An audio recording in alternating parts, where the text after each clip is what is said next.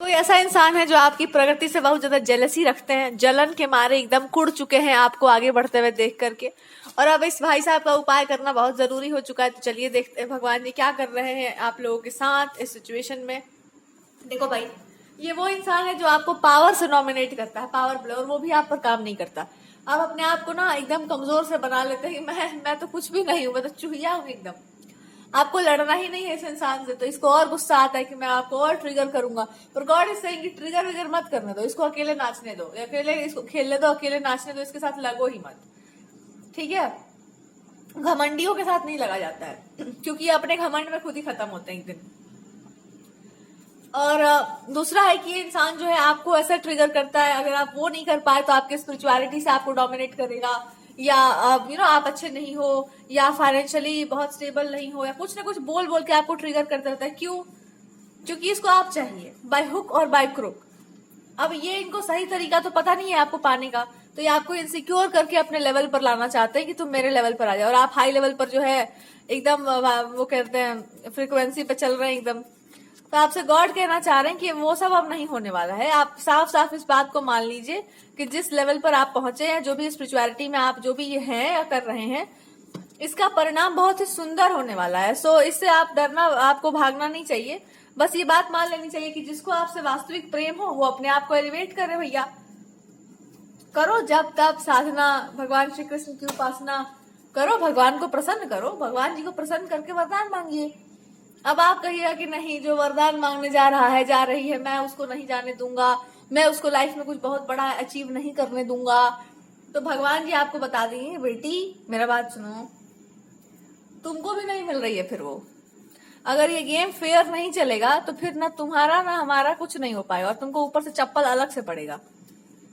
सो यहाँ पर ये भी विधान भगवान जी करके रखे हुए कि या तो ये गेम जो है एकदम फेयर फेयर चलेगा, नहीं तो चप्पल जूता जो है सबको बराबर बराबर पड़ेगा। तो कोई अगर आपका ऐसा प्रेमी है जो एकदम आपके पीछे पड़ चुका है या पड़ चुका था, पर उसको फेयर करने नहीं आता है कोई भी चीज, हर चीज को छल कपट प्रपंच से करना है उसको, एकदम दुष्ट प्रवृत्ति का है, और आपके पीछे ही पड़ गया है एकदम कि मैं तुमको जीने नहीं दूंगा, मैं आगे नहीं बढ़ने दूंगा, मैं अपनी पूरी पावर का यूज कर लूंगा, तो भगवान जी कह रहे हैं कि कर लूंगा से वो कभी नहीं मिलने वाली है। जो भी महिला है वो बिल्कुल नहीं मिलेगी। अभी तुमको उसके बारे में ठीक से नहीं पता है बेटा। जितना आप जिद्दी पने में आएंगे उतना ही आप उससे दूर चले जाएंगे। बस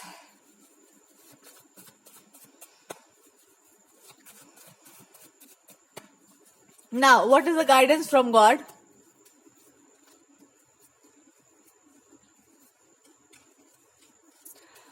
God is trying to tell you कि हमेशा एलिवेशन के बारे में सोचा जाता है, ऊंचा उठने के बारे में सोचो, जिस पथ पर चल करके आप जो है ऊंचाइयों को छू सके जीवन की।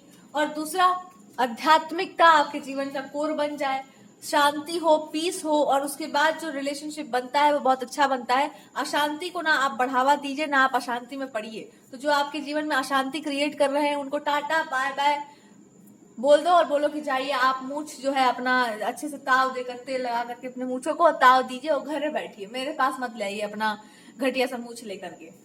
अपना घमंड, अपना ईगो अपने घर पे रखिए। हमको ऐसे लोग बिल्कुल नहीं पसंद है।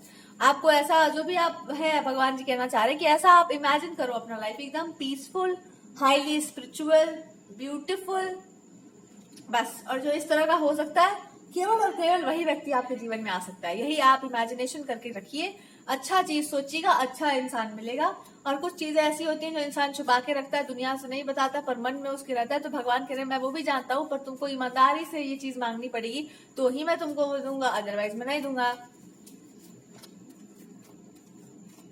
यानी कि एक बहुत ही सभ्यशालीन पार्टनर, लेकिन उसमें जो है कुछ दुर्गुण भी आपको चाहिए। ऐसा कोई नहीं, सदगुण ही सिर्फ नहीं चाहिए, दुर्गुण हो सकता है कि रोमांटिक होना चाहिए, बढ़िया आपको इंटरटेन कर सकता हो, नाच के गा के रोके गा के, मतलब आपका भक्त हो, बिल्कुल प्रेमी भक्त चाहिए आपको, एकदम पति के रूप में आपको एकदम भक्ति करने वाला व्यक्ति चाहिए, चरण धो के एकदम पी जाए और दुनिया के सामने एकदम जो है रुआब में रह गया, देखो we are good couples. But actually वो मतलब ऐसा कुछ होगा आपका इमेजिनेशन। तो गॉड कह रहे मेरे को पता है, आई नो दैट, पर हम चाहते हैं कि तुम इतने ऑनेस्ट बनो कि तुम इस बात को स्वीकार करो कि ऐसा ही चाहिए आपको पति, जो आपके चरणों की धूल को, अपने चरणों के रज को जो है मस्तक पर ऐसा लगा ले और कहे कि मैं तृप्त हो गया, बस एकदम देव मानुस।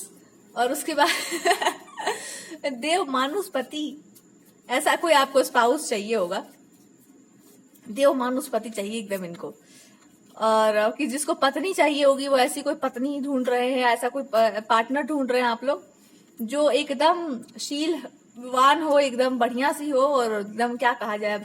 लेकिन बात यहाँ पर यह है कि कोई भी ऐसा ये मानने को तैयार नहीं कि खराब वाइफ किसको चाहिए। अच्छी वाली तो सबको चाहिए, अच्छी वाली पर मारपीट चल रहा है, लेकिन जो आप जिसको खराब वाली समझते हैं उसको क्या होगा, ये तो कोई सोच ही नहीं रहा है। तो जो नहीं सोच रहा है उसको अपने आप को ऐसा बना लेना चाहिए, सबको ऐसा बनाना चाहिए अपने आप को कि अच्छी वाइफ आपको पसंद कर सके। अच्छाई सिर्फ ऊपरी नहीं होती है, अच्छाई भीतरी भी होती है। अच्छा पुरुष वही है जो अपने आप को थोड़ा सा मोल्ड कर सकता हो सामने वाले के साथ, मतलब एकदम जैसा आप देखो, प्यार वही करो जो सामने वाला चाह रहा हो। अपने अकॉर्डिंगली भोग लगा रहे हैं भगवान को, अरे भगवान के अकॉर्डिंगली लगाओ ना। तो व्यक्ति से आपको प्रेम हो उसके अनुसार जीने का प्रयास करिए कि वो इंसान कैसा चाहता है। प्रेम हो तो, पर ये अगर आपको मतलब मैस्कुलिन फिगर चूज कर रहा है, पति तो भैया वही एकदम चाय पत्ती बन जाए, ऐसे चाय में डालिए, आई एम सॉरी, चाय ना दूध में ऐसे डालिए चाय पत्ती, और उसके बाद फ्लेम पे चढ़ाए, उसके बाद कलर बिखेर दे सारा अपना, बस सिर्फ वो तुम्हारे लिए अपना रंग दिखाए। ऐसा ना हो जाए कि जहां मन करे वहां चाय पत्ती डाल दियो, अपना सारा असली रंग दिखा दिए। ऐसा होना चाहिए कमिटेड इंसान कि जबान में कुछ हो, चरित्र में कोई बल हो, बलहीन सा एकदम चिरकुट जैसा हमारे नाक पोछ के जिसको आप फेंक दे, ऐसे चिरकुटों से बहुत सावधान रहिए। ऐसे लोग बोलते कुछ और है, करते कुछ और है। ऐसे लोगों से केवल नाक पोछ के इनका मतलब फेंक दिया जा सकता है कि बस सर्दी वर्दी में होगा तो आपको यूज किया जाए। ऐसे आपको कोई जरूरत नहीं है जीवन में। हाथ पोछने के लिए, आइसक्रीम वगैरह खाने के लिए बहुत सही है, आप चल जाइए यहाँ से। और आपका कोई यहाँ पर टिश्यू पेपर जैसा इंसान मत खोज लेना एकदम।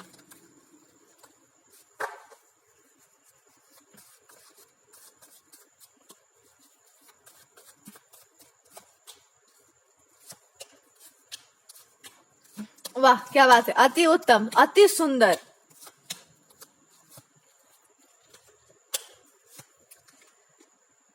हाँ, तो भगवान यहाँ पर ये बताना चाह रहे हैं आपको कि आपकी कोई ऐसा मतलब आप अगर फीमेल हैं तो आपकी लव लाइफ के बारे में यहाँ पर आ रहा है कि आपको ऐसा लगता है ना कि आपके अंदर सारे सद्गुण हैं और सारे दुर्गुण कूट कूट के भरे हुए हैं। तो भगवान आपसे बता रहे हैं कि आपका एक ही सबसे सुंदर सद्गुण है, एक ही है बस, और जिसके आप सामने सारा सद्गुण फीका है कि आप भगवान के नियंत्रण में रहते हैं। ये कौन है ये भाई सौभाग्यशाली व्यक्ति? कमेंट सेक्शन में बताना हमको उसका नाम। कि आपका एक ही सद्गुण है, एकमात्र इकलौता एक ही सद्गुण है जिसके सामने सारा सद्गुण फीका है और सबका सद्गुण फीका है। वो ये है कि आप भगवान के आप उनके चरणों के पास बैठना जानते हैं कि प्रभु हमको पता है हम है ही नलायक, पर आपके इच्छा के अनुसार ही चलना है, आपके विरुद्ध नहीं जाना है। अर्जुन की तरह कि हम हैं, घमंडी हैं, हम जो भी हैं, बट हम जो भी हैं सो है अब आप ही के पास है, आप ही के चरणों के पास है। जैसा जैसा करिएगा वैसा वैसा किया जाएगा, भले ही थोड़ा तर्क वितर्क हो जाए वो अलग बात है। तो भगवान जी आपको ये बताना चाह रहे हैं कि तुम्हारा ये सद्गुण जगत के सारे गुणों पर भारी है, और इसीलिए क्योंकि ये भारी है तुम भी सबसे भारी हो, और जो सबसे भारी होता है उसको भारी भरकम लोगों की तरह रहना चाहिए। उसको ऐसे ओछे लोगों के साथ या ओछे लोगों के साथ कोई भी दुश्मनी मित्रता करने से बचना चाहिए। इस बात को समझो, यही वो आपको बता रहे, जो ओछी हरकतें करते हो, ओछा काम करते हो, जिनका मतलब आपको एकदम नहीं पसंद आ रहा, चिरकुटाई वाला हरकत, ऐसे लोगों से दूरी बनाए रखिए। हाथ पैर जोड़ लीजिए एकदम, या भगवान से कह दीजिए कि प्लीज बस मैं फ्रस्ट्रेट हो चुकी हूँ इनसे, कृपया इनको हटाया जाता है जीवन से प्रभु। भगवान यही आपके मुंह से उगलवाना चाह रहे कि साफ साफ बोल दो कि मैं सभ्य, शालीनता, संस्कार, सभ्यता, मर्यादा, शिष्टाचार मैं बहुत अप्रिशिएट करती हूँ। मुझे निर्लज्जता, अभद्रता अगर ये होती है जीवन में हमारे, तो मैं उससे कहीं गुना ज्यादा निर्लज और अभद्र होकर के उसको भगाने का प्रयास करती हूँ। मेरे को नहीं चाहिए ऐसा कुछ अपने जीवन में। तो हमारे जीवन में बार बार जो हमको ट्रिगर करता हो राक्षस बनने पर, मुझे ऐसा तत्व अपने जीवन में नहीं चाहिए। बिकॉज देवता भी ऐसा बिहेव कर सकते हैं, कभी कभी देवियां भी ऐसे स्वरूप धारण कर सकती हैं तो बहुत ज्यादा भयावह हो, और वो इसीलिए होता है बिकॉज राक्षस ही उसी टाइप के मिलते हैं। किसी भी देवी को मतलब नहीं होता है कि हम जाकर के कुछ और क्यों करना है, शांत स्वरूप में आराम बैठे रहना है। बट इनको मतलब क्यों करना पड़ता है, कभी भी संसार में ऐसा रूप धारण क्यों करना पड़ता है? किसी भी आप देवी के लाइफस्टाइल को देखिए, मतलब उनका पूरा जीवन आप देखिए, मजबूर कर देते हैं ये लोग। राक्षस जो होता है ना, एकदम विवश कर देते हैं कि अपना देवत्व त्याग करके अलग टाइप का रूप धारण किया जाए, आपसे भी भयानक एकदम। सो आपको यही भगवान बता रहे हैं कि वो हम सब समझ रहे हैं, you have this kind of talent, मेरे को हमको सब पता है। गॉड इज सेइंग हमको पता ही है, तुमको थोड़ा सा धूल दे दे हम तो तुम क्या क्या क्या तुम कर सकती हो, तुम्हारा पूरा टैलेंट हम जानते हैं। लेकिन अब फिर गॉड ये कह रहे हैं कि ये आपको इसलिए ऐसा आपको बताया क्योंकि आप खुद को थोड़ा सा लाइटली ले रही थी, थोड़ा हल्के में ले रही थी, तो आपको बताना पड़ गया था। मतलब आप अपने आप को बहुत ज्यादा छोटा समझ रहे थे संसार के सामने, तो भगवान बोले कि हमको लगा कि एक बार तुमको बताना पड़ जाए कि तुम वास्तव में क्या हो और कौन हो। अब फिर वापस भगवान जी के नियंत्रण में लौट जाइए, और भगवान जी का नियंत्रण आप पर बस इतना ही सा है कि अब जो है हो सकता है आपकी मैरिज का या मैरिड लाइफ का आपको निर्णय लेना पड़ जाए, डिसीजन लेना पड़ जाए।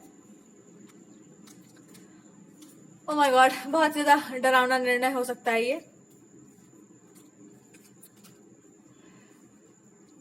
हो निर्णायक स्थितियां आ सकती हैं आपके जीवन में, और ये निर्णय आपको इसलिए आप लेने से डिले कर रहे हैं बिकॉज आपके जीवन का एक बहुत महत्वपूर्ण फैसला है, ये बहुत ज्यादा महत्वपूर्ण।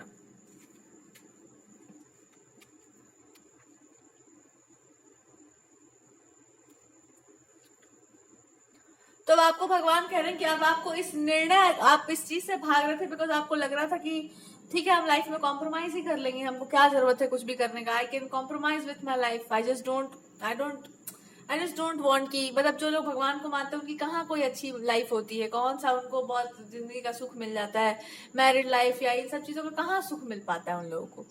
सो भगवान आपको बता रहे हैं कि मैं ऐसा है कि जीवन का सुख जो है, जो भी आपके जीवन का सुख आप मांग रहे हैं वो तो है मेरे ही चरणों में, वैसे भी इनडायरेक्टली तो वो हमारे ही चरणों में है। दूसरा कि अगर आप सोच रहे हैं कि मेरे ही जैसा स्पाउस हो तो मेरे जैसा तो कोई है नहीं वैसे। और तीसरा कि अगर आपको चाहिए ऐसा कोई इंसान जो एकदम बहुत ज्यादा बढ़िया हो और बहुत ज्यादा टैलेंटेड हो और ऐसा ऐसा कुछ भी हो, तो गॉड इज सेइंग कि हाँ वो मेरा ही एक आप मतलब मान के चलना कि इट इज समबडी जो आप रिफ्लेक्शंस देख पाएंगे हमारा उसमें। और आपका ये मान लेना कि कोई भी व्यक्ति या कोई भी इंसान जो है वो ईश्वर की जैसा होगा या एकदम बहुत सभ्यशालीन और उसमें सारे सद्गुण होंगे और सब कुछ अच्छा होगा, एकदम परफेक्शन में चला जाएगा वो इंसान। तो आपको भगवान ये बता रहे हैं कि परफेक्शन में तो कोई नहीं जाता इस दुनिया में, तुम भी नहीं जाओगे परफेक्शन में। लेकिन आपको ऐसा स्पाउस जरूर आपके पास, हालांकि कोई ऐसा एज सच आपको अनाउंसमेंट नहीं दिया जा रहा है, बस इतना कहा जा रहा है कि अपने मैरिड लाइफ का जो डिसीजन लेना, पूरा का पूरा खुश हो जाना उस समय, हैप्पीनेस में आ जाना और ये मान लेना कि तुम बेस्ट लाइफ डिजर्व करती हो और उसके साथ साथ बेस्ट पार्टनर भी। तो जो बेस्ट आपकी दृष्टि में लग जाए ना, आपको दुनिया की दृष्टि को छोड़ो, जो आपकी दृष्टि में आपको बेस्ट लग जाए जो क्वालिटी, उसी को चूज करना।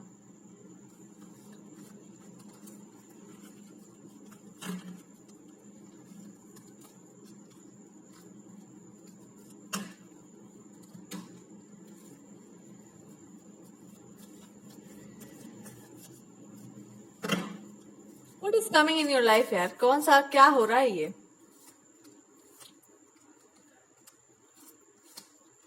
एक ऐसी चीज है जो आपको तोड़नी है अपने अंदर, कि आप कोई चीज चाहते तो है पर उसको बोल नहीं सकते, उसके लिए आप उसके लिए शिद्दत नहीं कर सकते, उसको मांग नहीं सकते। इस चीज को अपने अंदर से हटाओ और भगवान से फ्रीली मांगो जो भी आपको चाहिए अपने जीवन में।